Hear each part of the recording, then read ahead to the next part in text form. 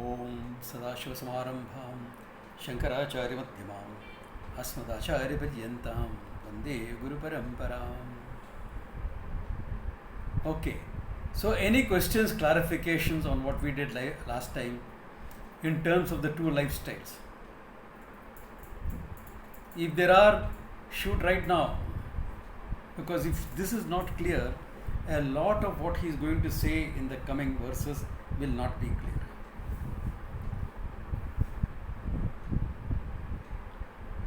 To recap, yeah? This is Aditya here. It would be great if you can summon up the Karma Yoga lifestyle as well, just in 2 lines also. Yeah, Karma Yoga will be elaborated more in this chapter also, but I will sum up. Yeah, I will sum up all that I did last time. Yeah. Any other questions or clarifications? Any specific question that you all have?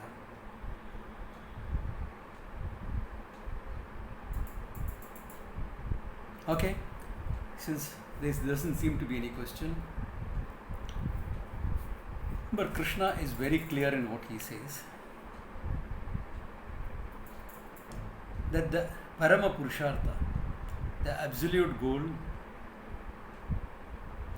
in a human being's life is moksha. Moksha meaning freedom from your sense of limitation, freedom from samsara. Samsara is your sense of limitation, very often indicated like freedom from the miseries of birth and death. Why? Because that highlights your limitation to the maximum.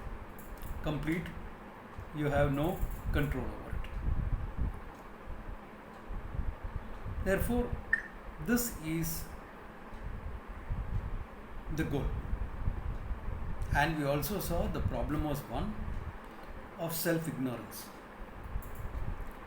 The initial self-judgment that I am a finite human being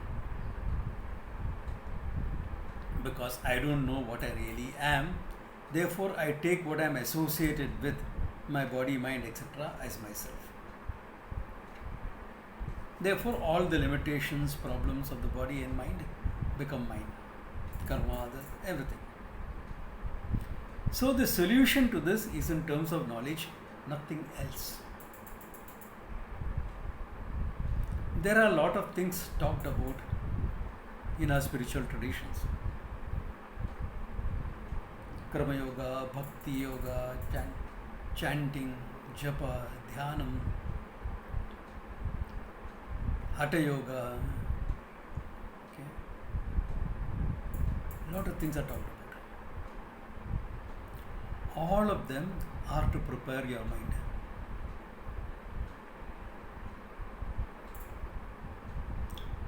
The solution to the problem of bondage is to know that you are never bound, you are always free.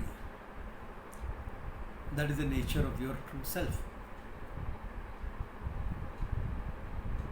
You, as pure consciousness, is never bound. To discover that, to understand that, to discover that is the solution to the problem of samsara. If that is the solution to the problem of samsara, then you have a question in terms of, it seems to take some time, therefore how do I live for it? Until I gain this knowledge, what type of a lifestyle do I follow? Really speaking, lifestyle doesn't come into the question because what you need to gain is knowledge. If you gain the knowledge, then what way does your lifestyle matter?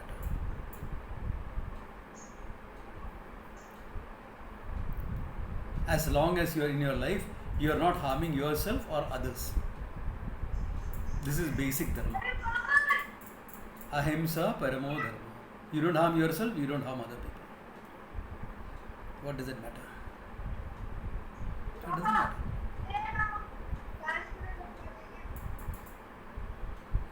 I have a request to the participants.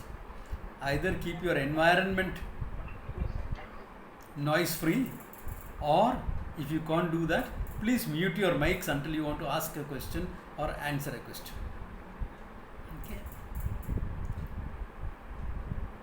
I can't afford to mute my mic. Therefore, I have kept my environment noise free. If you can't do that, because there will be kids at home, a lot of family members at home, please keep your mics muted as a consideration to yourself and the others. Ahimsa Romur, basic. You don't disturb yourself, you don't disturb others. Simple.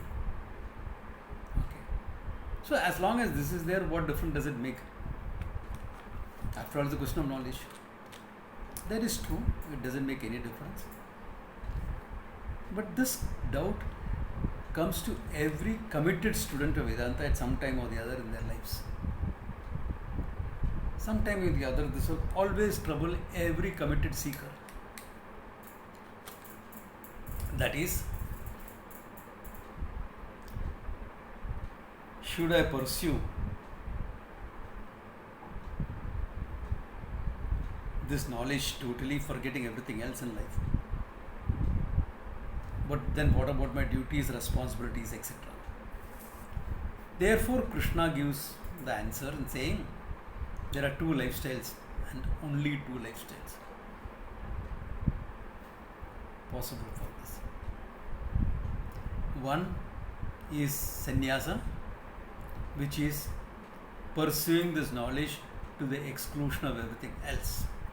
Whether you take these robes officially or not, you are pursuing this knowledge to the exclusion of everything else. You have only one priority in life, that is moksha, Atma Jnanam. You are pursuing that to the exclusion. You don't want to be distracted by anything else. If you can do that, great. Now I have responsibilities, my kids are small, I have family things to take care of, etc. Good. Then pursue this knowledge, including other things in your life, other priorities in your life. Moksha still becomes a Parama Purushartha, but you are pursuing it by including other things in your life. Family, children, jobs, duties towards your parents, etc. That is a lifestyle of Karma Yoga with proper attitudes. Ishwararpanam and Prasada Buddhi. We saw that in the last chapter. With respect to my actions, Ishwara Arpanam. They stand offered to the Lord. And with respect to the result of those actions, Prasada Buddhi, the attitude of glad acceptance, because they come from the Lord. This is the Karma Yoga lifestyle. Both will give you knowledge. Doing a lot of karma does not make you a Karma Yogi. Karma Yogi is one who pursues this knowledge first and foremost and takes care of his responsibilities, his desires. They also come into the picture by the right attitude, right action and right attitude in life. Ishwararpanam Prasada Buddhi. This makes a person a Karma Yogi. This much we had seen elaborately whole of last class. So I presume that there are no questions or clarification because nobody asked a question.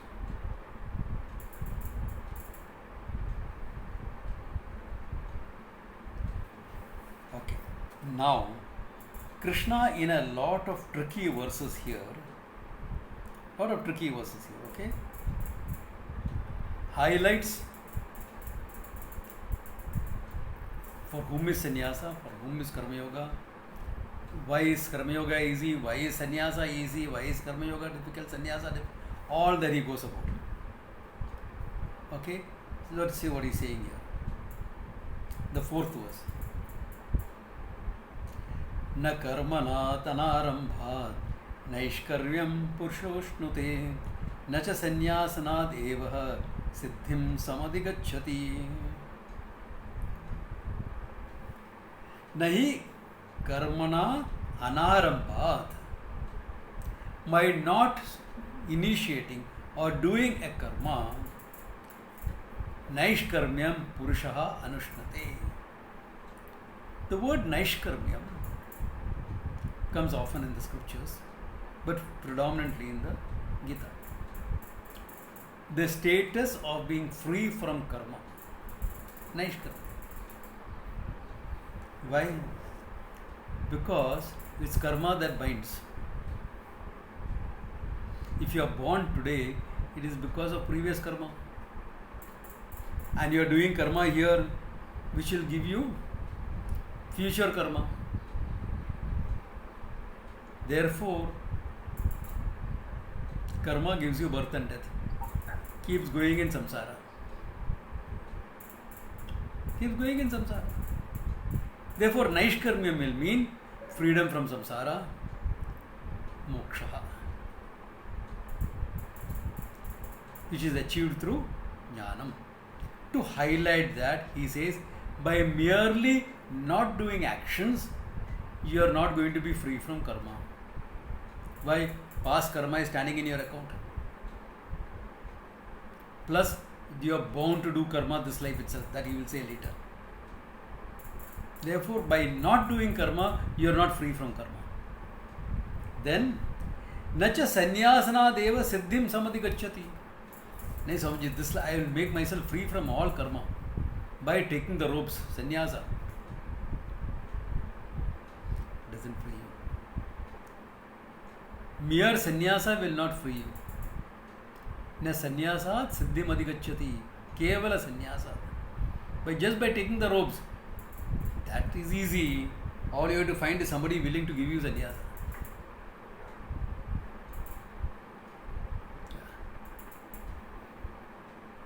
You know,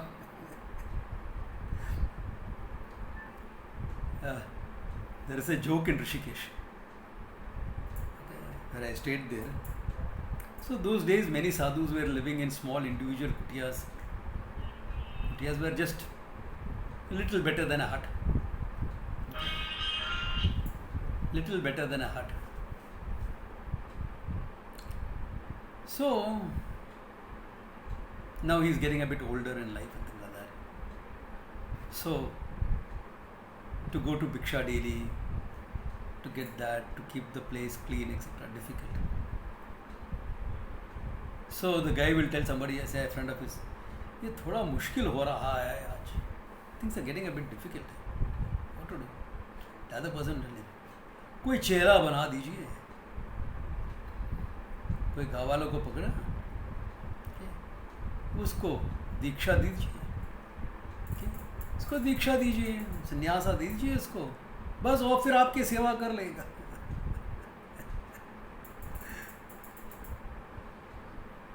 So you're giving sannyasa to this guy now just to make him your chela to serve you. He is not going to gain moksha from that. He will gain some punya because an old man has been served. You're serving an old man, some punya will happen. But nothing more than that. You won't gain moksha, etc. Unless he is willing to teach you and you understand it. Jnaneneva tu kaivalyam. Knowledge alone will give you moksha. Merely taking these robes will not give you sannyasa. Merely taking on the robes, what will it give you?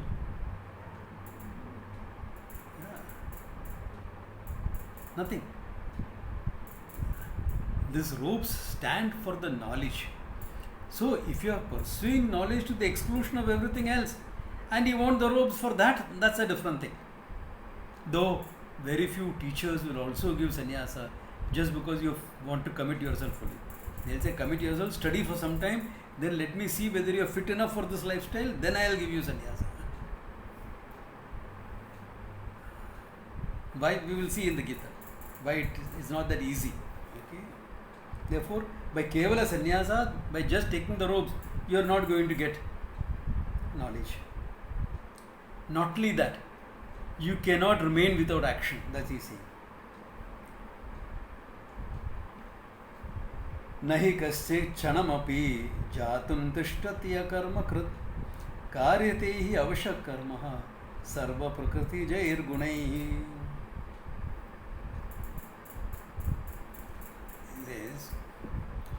Nahi kaschit, no one, he says. Very few people, no one. Kshanamapi, even for a moment. Jatu tishtati akarma krit, can really sit without doing anything.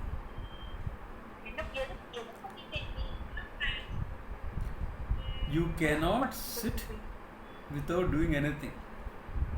Even to sit for a class without any disturbances from your family is difficult. That's why I'm hearing so much of noises on their minds. Difficult. Can you see that? Kshanamapi jatu na tishtati akarmakrat. Okay. Karyate hi avashak karma. You are definitely going to do something or the other. Why? Sarvaha, all. Prakriti jaihi gunaihi. Because of the gunas born from your prakriti. Because of your innate nature, he says. Why? We are used to doing something or the other. We are used to doing something or the other. It's very difficult for us to remain not doing anything. If nothing, we'll want some entertainment. Like in this lockdown. Have all of you been sitting at home doing nothing? Or a lot of things have been done? Cooking, cleaning, onwards. Hopefully arranging all those old papers, books, cupboards, etc. Second part I have not done. Okay. Yeah. Listening to music, TV, Amazon, Netflix on. True lockdown would be when all your phones are taken away, when your TV is taken away, when Netflix, laptop, etc. is taken away, then you will see, now can I sit? Now can I sit? Without all those experiments in the kitchen, because you try a new recipe, 2 hours can go. No, just make khichdi every day. Put some vegetables also in it. That's it. For Sharira Yatra, you need 2 meals a day. So half you eat in the morning, half you eat in the night. Finished. Even that will be difficult.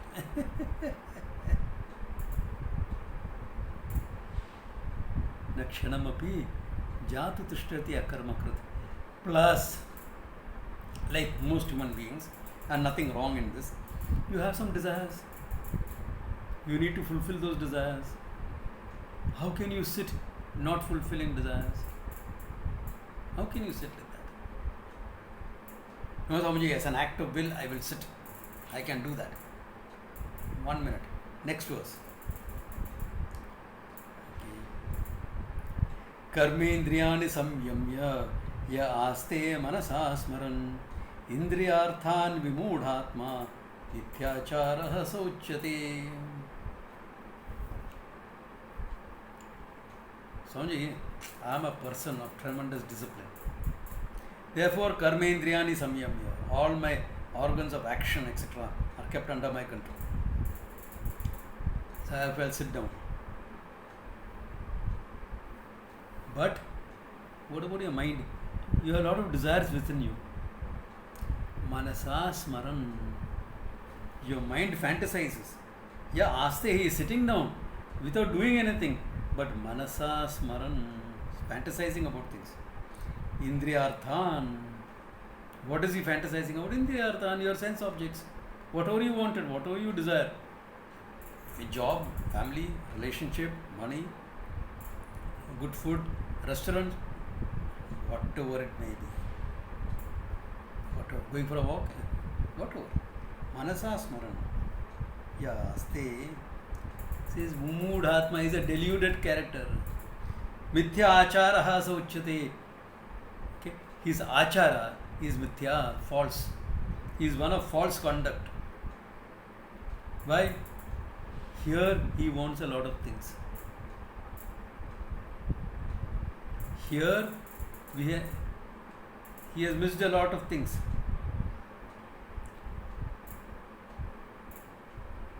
Lot of things going on. Action he is not doing. Therefore, he is behaving as though he doesn't want anything. No sannyasa. It is fantasizing about everything. That is not sannyasa. That's not sannyasa. Sannyasa is when you have grown out from the need for those things. You can enjoy a few things when it is there, and it's not there, it doesn't bother you. Out of sight, out of mind. Inside also out of mind. Why? It doesn't bother. Let it be. Let it be. It is not. Somebody asked whether we have missed 4. I think you may have missed 4. I did the verse 4. Okay. Therefore, Mityacharaha sauchyate. Now look at it.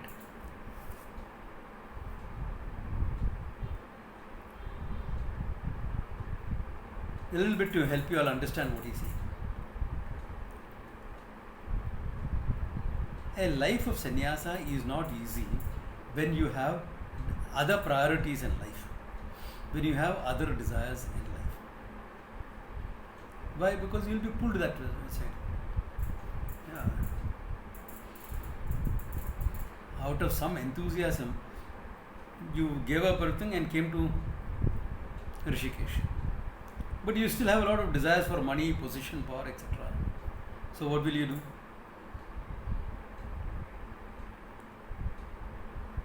Start an agarbatti factory. Start a factory. Start an industry. Why? Your desire for money is still there. Desire for money is still there. Desire for becoming big in terms of money and society is still there. You can't do anything else in Rishikesh. Start Chyavanprash factory. I'm not critical of Baba Ramdev. Don't misunderstand this, okay? Baba Ramdev is only a face for the yoga and Ayurvedic products in India.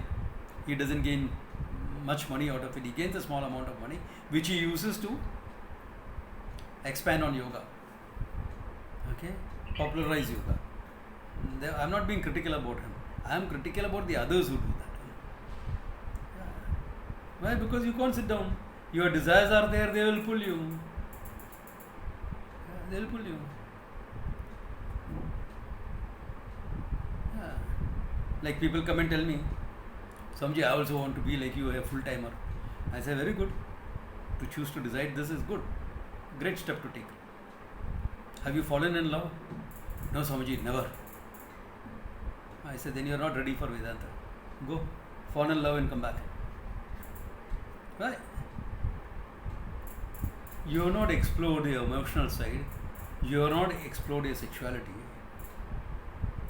You will create a problem for others in the ashram.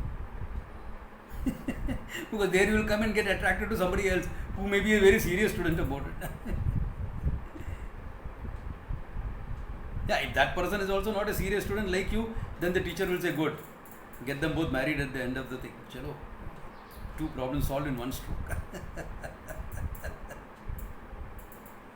Not that marriage is a problem, no. But if you take sannyasa and then want to have a relationship, that can be an issue. That can be an issue. Because sannyasa is for the pursuit of truth, nothing else.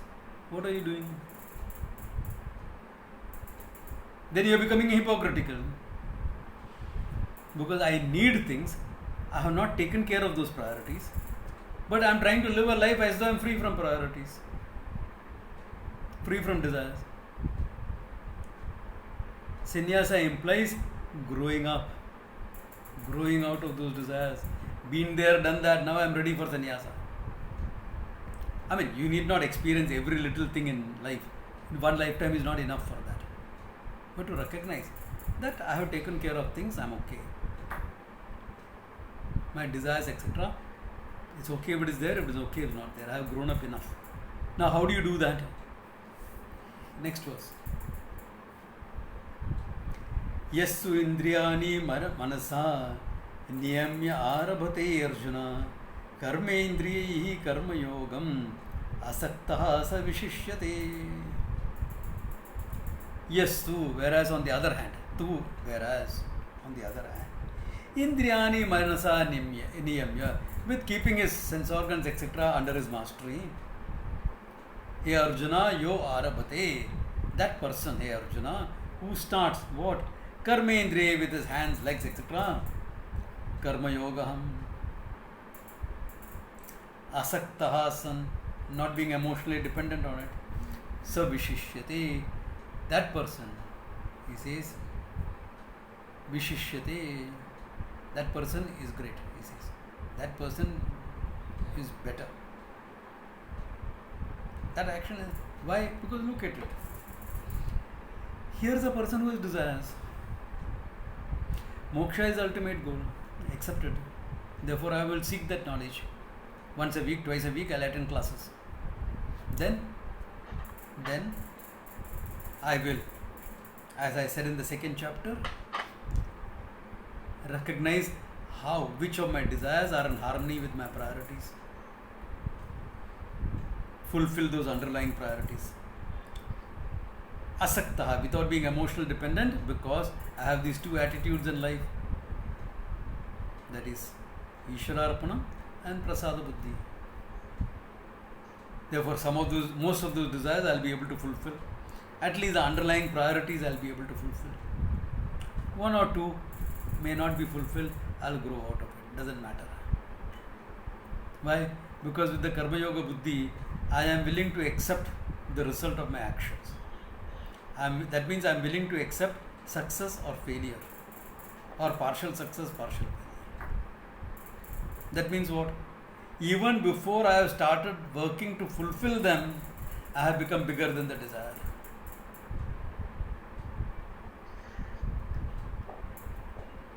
If it is failure, try again.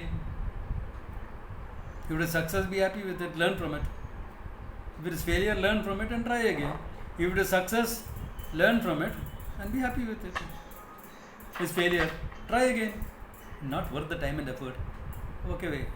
Cut your losses. Not worth the time and effort. Then why bother? You already grown out of it.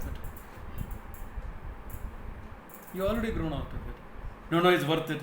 Okay, try again. You got it? Fine. Learn, be happy. Didn't get it, that means failure. Learn. Worth trying again? Yes. Try again. Success? Yes. Learn. Be free. Failure? Learn. Want to try again? Nah, not worth it. Too much of time and money and effort is being wasted on this. It's really not worth it. Great. Either way you grow. Because of the attitudes of Ishwararpanam and Prasada Buddhi, whether it is success or failure, you will grow. That means what? Overall, you are successful because you have grown in life. You have grown in life, isn't it? Either you are successful and you have grown, or you are not successful and you have grown. Either way, you have grown up in life. That's what matters. You think all the objects that you desire, you're going to take with you.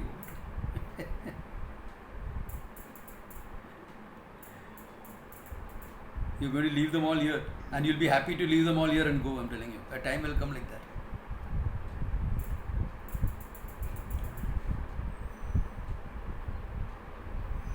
Enough.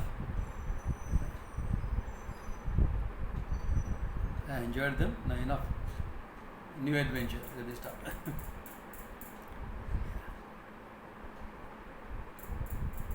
You have come empty-handed. You will go empty-handed. What remains with you is only your karma. Your growth remains with you, nothing else. Therefore, karma phala comes with you, not the things that you gained. Therefore, your growth is the important thing. Why are we here anyway? To grow. What else are we here for? That's why life is tough. There's no utopia on earth. There's no heaven on earth. Not meant to be. That you will get after life. For a break. As a holiday you can go. As a holiday you can go to heaven, enjoy things and come back. Again to pick up the cross again here. But this is meant for growth. And if you are meant to grow here, you are bound to have challenges. Only then you will grow. So you have a choice now, whether you want to grow or you want to go under. You want to be on a positive upward spiral of growth or go into a negative downward spiral. What do you want to do? Want to get frustrated in life? Full of 50 years means full of anger and hurt and guilt and shame and everything? Or 50 years you have been there, done that, now you have something to offer to the world.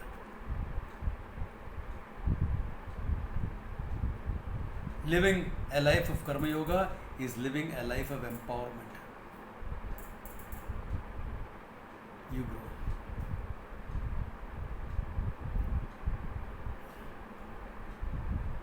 Yeah, you grow in that. So that is the whole thing. That's why he's saying here. Okay? Karmendriya Karma Yogam asaktaha san. Being not emotionally dependent on it. Okay? That's also important to see. Very often people are translate asaktaha as unattached and things like that. Unattached. This attachment business is creating too much of issues in this world. I have to bring up my child without attachment. Take an example. It's wrong, but let me give that example. How are you going to bring up your child without attachment? Tell me. No, I must put some distance. Really? What distance are you going to put between you and your child? Tell me that.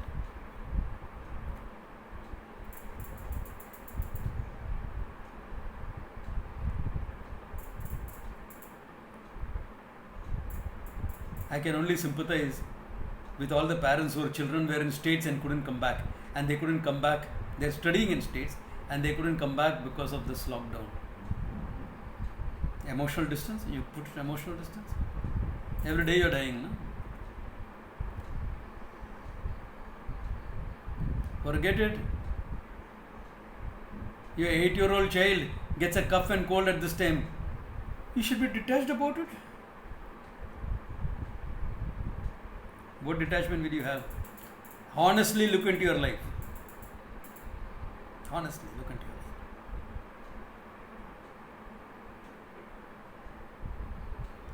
This attachment, detachment, etc. have become very abused words. Once upon a time they had some meaning. But by use and abuse now, overuse and abuse, they become words which I prefer to drop from my vocabulary.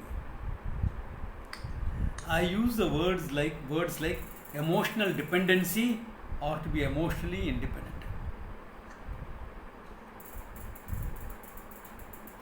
Detachment gives you an understanding of not caring enough.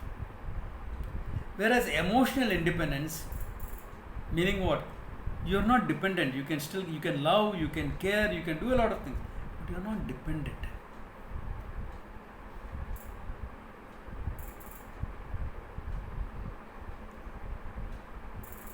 Otherwise, the child is sick and crying, the parents are also sick and crying because the child is sick and crying.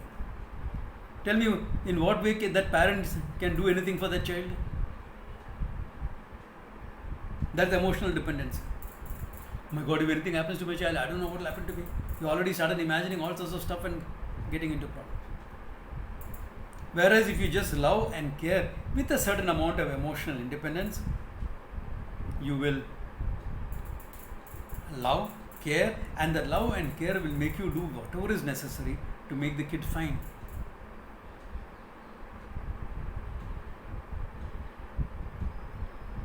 That is what Karma Yoga Buddhi gives you. I will do everything I can. Lord, you take care of it. Ishwararpanam. Prasada Buddhi. Lord, whatever you think, whatever you want to happen, will happen. I want this, I am working towards that. I will accept what you decide. Prasada. Everything comes to me as a prasada by your laws. I will accept it. That attitude gives you that emotional independence. You want certain things, of course you want it. But you are willing to accept anything. Because it comes from the Lord. It comes from Ishvara, it comes from Bhagavan.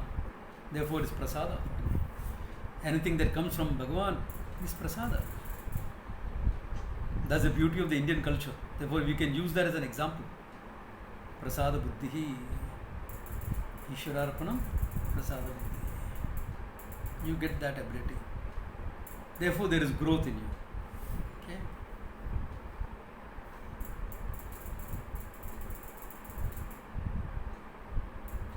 Okay, then he is giving a few verses. Any questions on this? We have done about 3-4 verses today. Any questions up to now? Or is it all clear?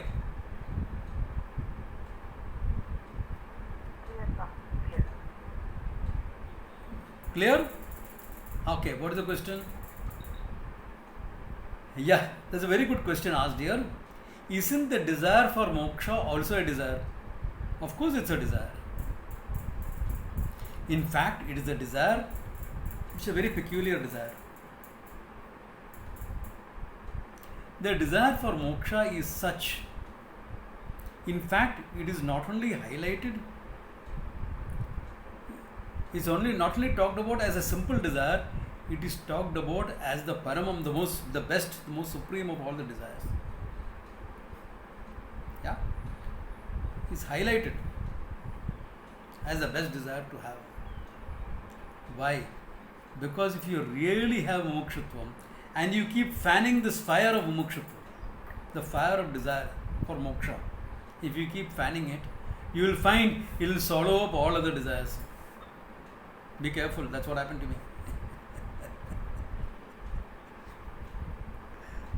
You will keep fanning, you just fanning this desire.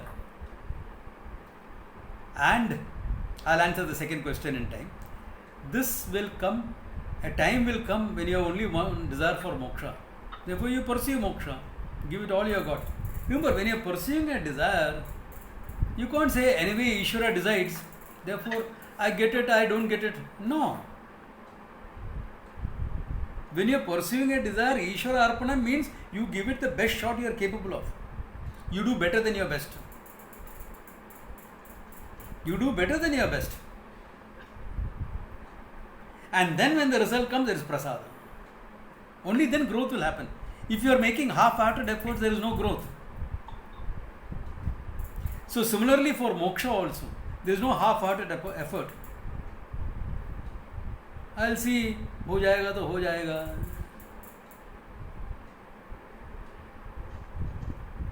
That is not an attitude for any effective functioning. Ho jayega to ho jayega. What do you mean ho jayega to ho jayega? You make it happen. Nothing happens by itself.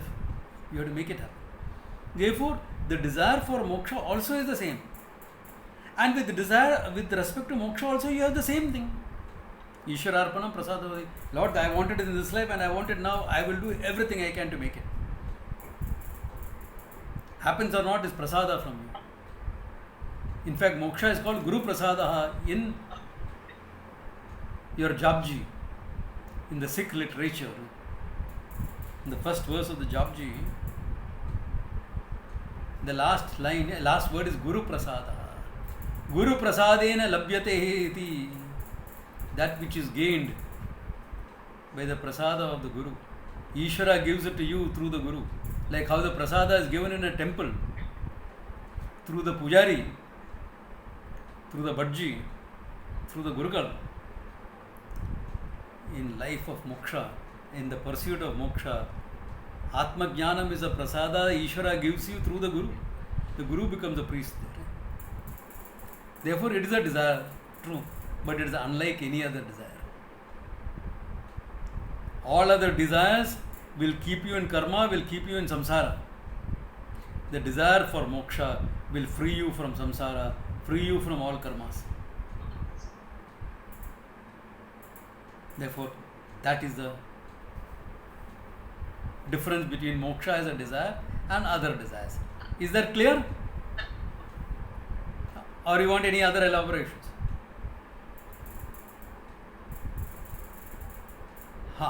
Whether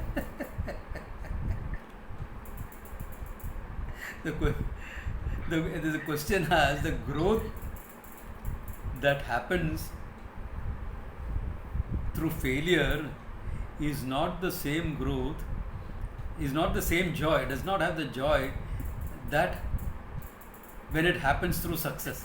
Yes, that is true. Yeah. That's why we say sometimes growth can be painful.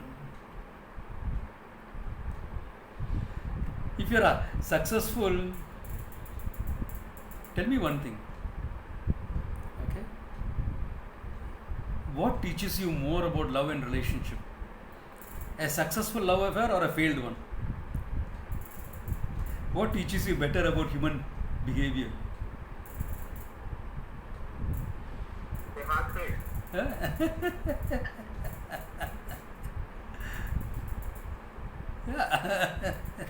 Therefore, sometimes failure, you know, failure can teach you more than the successful one, okay? Especially when it comes to love and relationships. Don't worry. If you failed in one love relationship, it makes you ready for the next one until you find the right one. Or like some girl told me, okay, I'm making these comments in jest. Swamiji, we have to kiss a lot of frogs before we find a prince.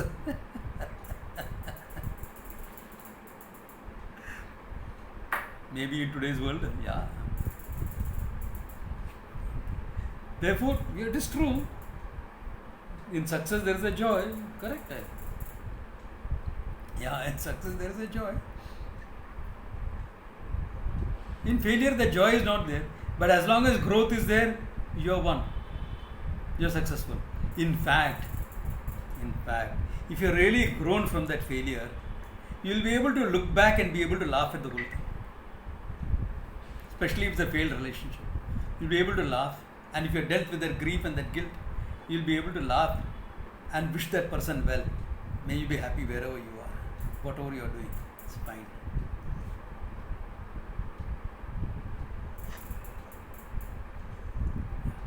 Then there was one question in between that came out. Does emotional independence make you emotionally inept? No. Detachment makes you inept because you're putting yourself away from the thing. Therefore, you're not getting involved. That is detachment. If you're not getting involved and not getting because in the name of detachment, then it will make you emotionally inept. But if you are getting involved and being emotionally independent because of prasada buddhi, etc., that will not make you emotionally inept. It will only give you emotional independence. You will be able to love, you will be able to care, etc., with non-dependency. You know, to give you an example for this, because emotional independence has to be understood. It is like someone who's an alcoholic. He's an alcoholic and that's a problem for himself and his family. This character is dependent on the alcohol. His family members don't drink. They are not dependent on the alcohol. But they are waiting for him to get better so that their lives are okay. They are waiting for him to handle the problem so that their lives can be okay. This is called codependency. They are not dependent directly on alcohol, but they are dependent on this guy getting better, getting independent of that alcohol. So they become codependent. Are you understanding that connect? Codependency. So if you really want to be able to help this person, you should not wait for that person to get better. You should go on with your life and then motivate this person to get better. Otherwise, you are putting on your life on hold so that this character can get better. So he is messing up his life and you are messing up your life waiting for this guy to get better. This is emotional dependency. Not on the alcohol, but indirectly. Same way in life. You are in a relationship. You love, you care. If you are dependent on that relationship, on that person, you become very needy. And if the person does something different from what you want, you get very angry and upset. You feel rejected. Why? The person is not fulfilling your needs. But the person has his own mind and own needs other than you also. I'm not talking of another person, no. Other things. Work, job, etc. Looking after his or her parents. Those needs are there. Therefore, if you love, but you are not so dependent on that person, then you have that ability to be able to handle all this. You love, you care, but you're not needy, you're not clingy, you're not controlling. All their clinginess, neediness, controlling nature, all of it comes from your dependency. It's a sign of your weakness. So if in terms of relationship, etc., you want to deal with, we'll discuss this once the lockdown is over in a workshop format or something. Okay, that can be done. That's easy. Well, lockdown should be over in a maximum next month. Okay, next month we should be able to meet more live. Yeah. So this is the whole thing. That emotional ineptness does not happen. Yeah. Then there's another question. Yeah. Yeah, non-involvement is not detachment. No. That's why I use the word emotional independence. Because life is not a spectator sport. Life is meant to be involved. Remember, if you want to grow in life, you have to get involved in life. By watching life, you won't grow. Once you have grown up to a certain maturity, you can watch a lot of life and learn from it. But life requires an involvement to grow. You don't become fit by going to the gym and watching all the people work out so well that you know every workout, every type of workout you know. What is powerlifting, what is weight, what is circuit training, what is Tabata, what is high intensity training, all that you know very well because you have watched all of them. What about your fitness level?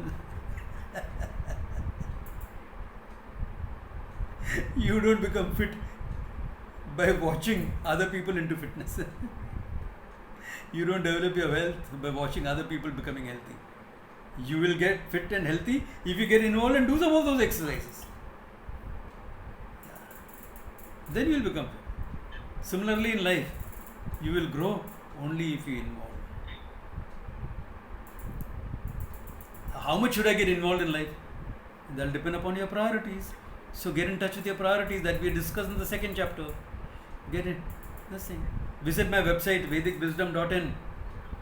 Go to the workshop section. There are tips on how to get in touch with your priorities. It's there. So visit that. Yeah. So this is about growing in life. Then there was one other question that appeared on the screen, but I didn't answer that. What is that question? It's a long question. Can you put it up again, please?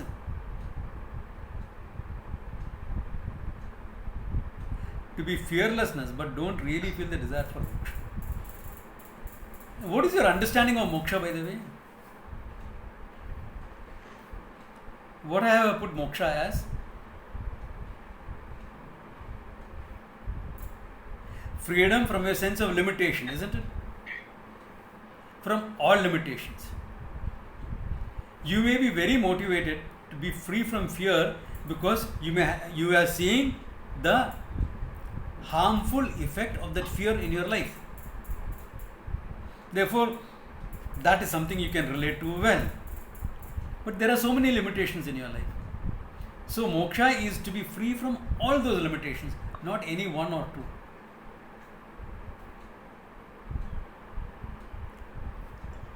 Limitations of being loving, limitations of being caring, limitation of not feeling loved enough,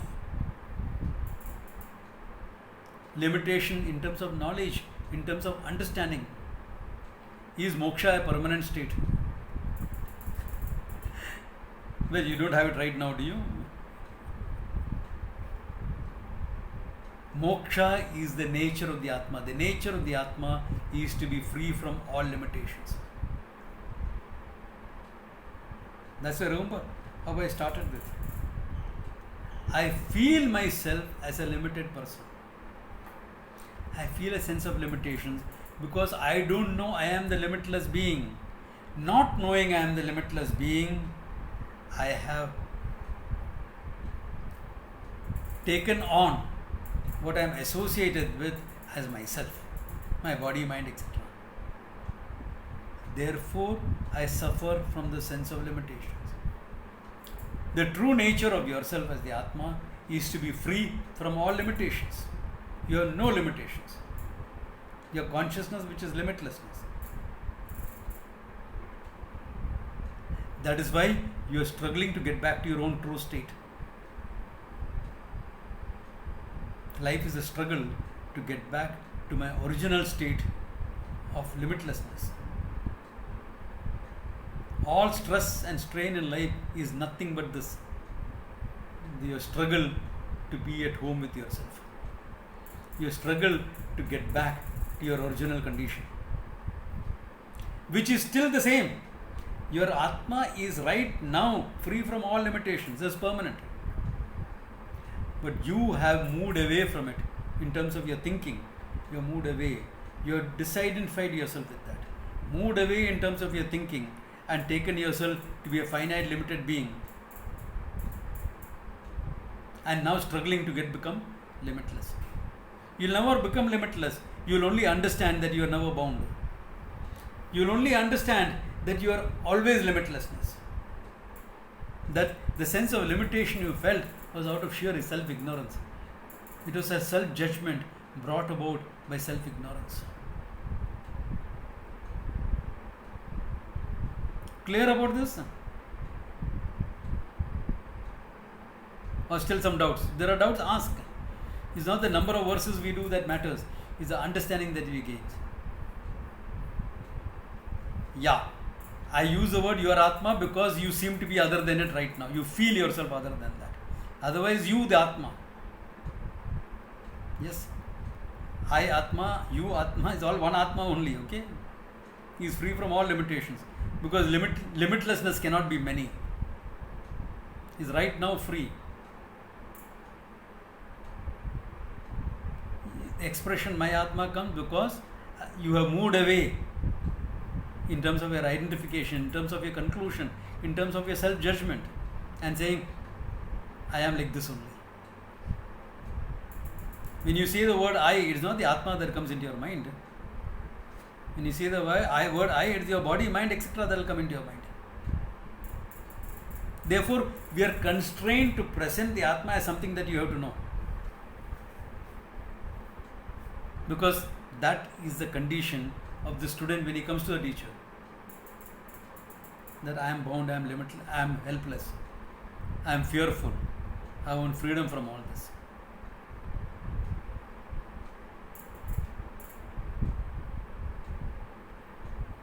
Is bias and emotional dependency? In a way, yeah.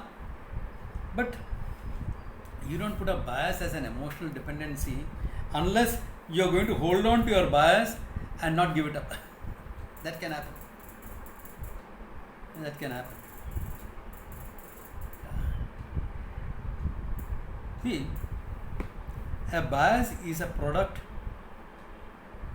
either of your belief system, the way you are brought up,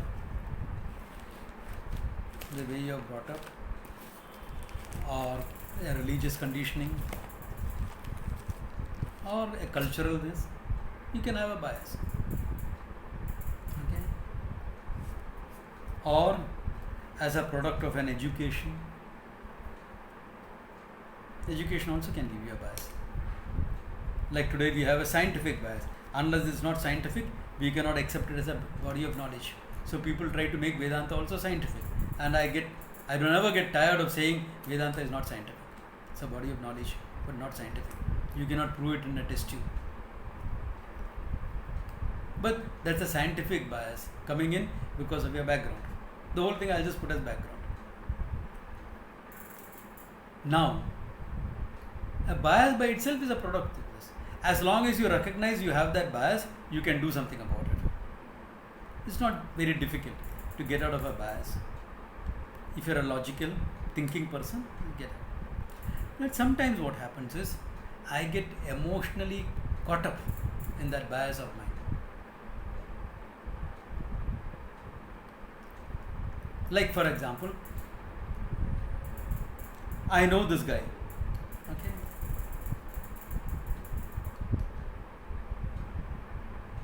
he is in the field of medicine.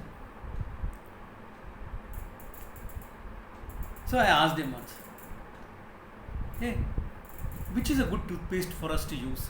Which toothpaste is good? And as a typical modern medicine person, he said, see, is a brushing that's important. Toothpaste only helps. So any brand is okay. Any toothpaste is okay. Which is true. Okay? It doesn't. All toothpaste tries to market themselves by saying we are good for the gums, we are good for this, we are good for that, we are good for... As far as your teeth and gums are concerned, unless you have a special problem where they will give you a special toothpaste, barring that, if you don't have a disease, if you are a normal, healthy individual, any toothpaste is fine. This is the situation. Oh, then I said, okay, then I can use Patanjali toothpaste, no? Because any toothpaste is fine. There is no problem with my teeth or my gums. No. I said, you just said any toothpaste is fine. It's also a good toothpaste. Now, can you see the modern medicine bias coming in?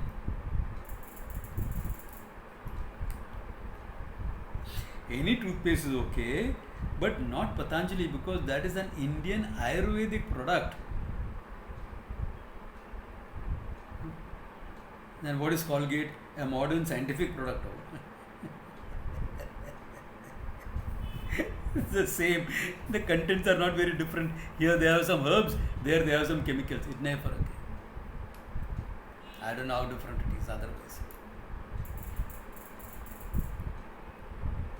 So I pushed him a little bit further. In my nature to do things. Why are there any scientific studies showing that Patanjali product is harmful? Toothpaste I'm talking about. Other products are not. Other products will decide that later. Yes, toothpaste. Now harmful. No. But I don't believe in all that. I only believe in. Now can you see? He has a bias, but he is not seeing that he has a bias.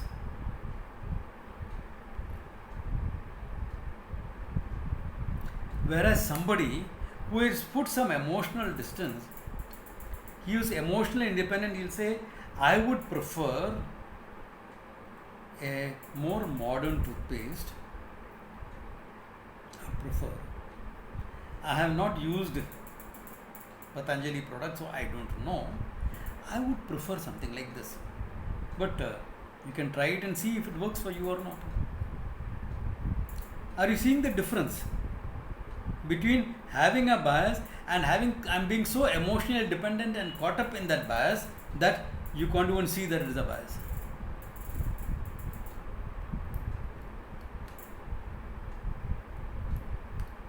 Am I answering your question, sir?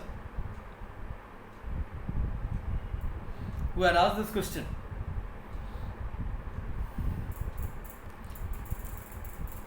Okay, that's great.